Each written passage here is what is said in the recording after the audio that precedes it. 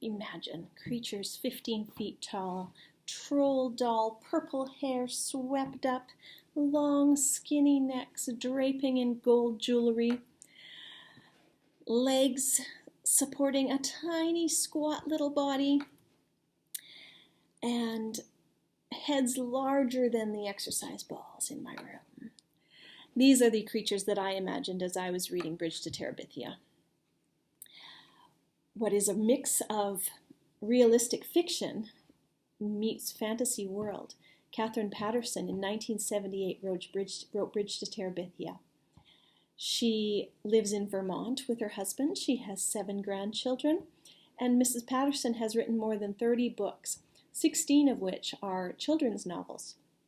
She's won the Newbery Prize twice. The first time was for Bridge to Terabithia, and she wrote Bridge to Terabithia because when her son was little, he had a friend, and it was a little girl, and she was struck by lightning and died. So after that happened, the grief was too overwhelming for her, and she wrote Bridge to Terabithia to deal with that grief. But once she had written it, she realized that Terabithia is not a word that she invented herself. It was a word that C.S. Lewis had written into The Voyage of the Dawn Treader, and it was the name of an island. But Mrs. Patterson, she thought that that would be okay to keep the word because she knew that Leslie, the main character, one of the main protagonists, was a voracious reader, and so Leslie would have known about C.S. Lewis's series of The Chronicles of Narnia. So she left Terabithia instead of the word Terabithia, that is C.S. Lewis's word, as the title for her book.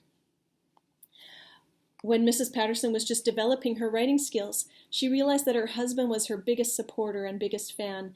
One year on their tax report, he was the first one to call her an author. He wrote down as her profession author instead of housewife. And from that moment on, he's been her biggest fan and supporter. The world that is Bridge to Terabithia. It all begins with 2 characters, Leslie and Jess, meeting in grade 5. Jess has spent his entire summer focused on showing up on grade 5 and being the fastest runner. So recess arrives and they go out to the yard and it's race time, and who wins? Leslie. So from that moment on, his newest rival becomes his best friend. When they get on the bus after school and they head home, and he realizes that this new girl is his neighbor. So Leslie, who has a wild imagination, she leads Jess into what they create as their kingdom. The Terabithia is their kingdom. They rule over this kingdom in the woods from their tree fort that they have created and built with their own 2 hands, from scrap wood that they can find anywhere from home. They drag over to their kingdom and create their castle and rule over their kingdom from there. So both of them are pretty bored at school, and then they return to their kingdom all the time. But at school, they have one teacher that they are inspired by, and it's Miss Edmonds, the music teacher. And she one day decides to take Jess, who's a fantastic artist, she decides to take Jess into the city and to take him to the main art gallery. And this is really the best day of Jess's life. He gets to go to the art gallery with Miss Edmonds. But what is the best day of his life turns into the worst day of his life when he returns home and hears of the tragedy that has happened in Terabithia while he was gone. Mrs. Patterson has really written this book to encourage children to develop their imaginations, and she has shown what a strong friendship is between 2 unlikely candidates as friends. She lets them cherish each other and adore what is the best parts of each other. And she wants children as well as adults to be able to deal with their grief if there's a loss of a friendship or if there's a loss of somebody in their lives, because we all have to deal with death and grief at some point in our lives. And so she wants to show a healthy way and a realistic way of how to deal with that death.